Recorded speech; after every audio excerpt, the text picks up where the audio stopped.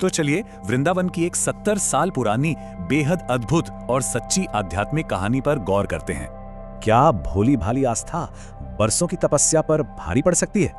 चलिए इस दिलचस्प सवाल का जवाब ढूंढते हैं। बरसों पहले एक आश्रम में भोंदू नाम का एक सीधा सादा गौसेवक रहता था। उसे अपने गुरु पर पूरा भरोसा था। कथा सुनने से लेकर साक्षात दर्शन तक ये कहानी सिर्फ 3 पड़ावों में एक बड़े चमत्कार में बदल जाती है।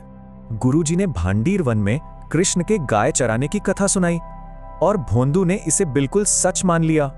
अगली ही सुबह वो पूरी मासूमियत से वन में उन्हें खोजने निकल पड़ा और फिर उसे एक अद्भुत स्वरूप दिखा।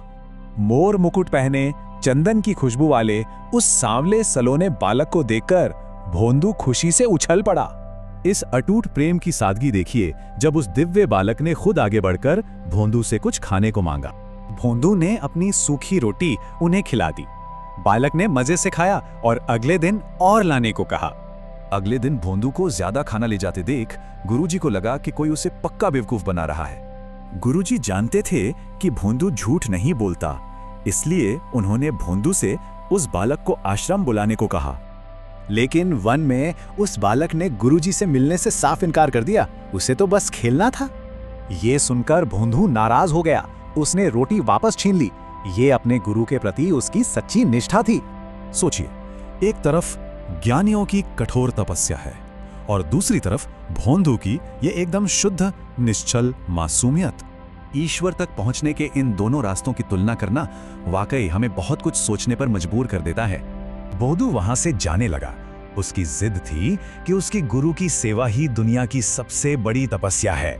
तभी वो दिव्य बालक दौड़कर भोंदू की पीठ पर चढ़ गया और खुशी खुशी आश्रम चलने के लिए राजी हो गया। गुरुजी की तो आंखें फटी रह गईं। उन्होंने देखा कि भोंदू स्वयं भगवान को अपनी पीठ पर ला रहा था। गुरुजी नतमस्तक हो गए। उन्हें समझ आ गया कि निश्चल भाव या शुद्ध इरादों में ही सबसे बड़ी शक्ति है। कर सोचिए, 70 साल पुरानी ये सीख हमारी आज की इस भागदौड़ भरी जिंदगी में भला कैसे काम आएगी। ये आसान कदम दिखाते हैं कि कैसे सच्चाई और सादगी हमारे भारी भरकम रूटीन को कहीं ज्यादा बेहतर बना सकते हैं। जटिल कर्मकांडों की जगह सच्चे इरादों को अहमियत देने से हमें गहरी मानसिक शांति बहुत आसानी से मिल सकती है। ये कहानी साफ साबित करती है कि सच्ची मासूमियत जीवन के सबसे जटिल नियमों को भी मात दे सकती है। अंत में जरा सोचिए, एक सरल और सच्चा मन आज की इस उलझी हुई दुनिया को कैसे बदल सकता है।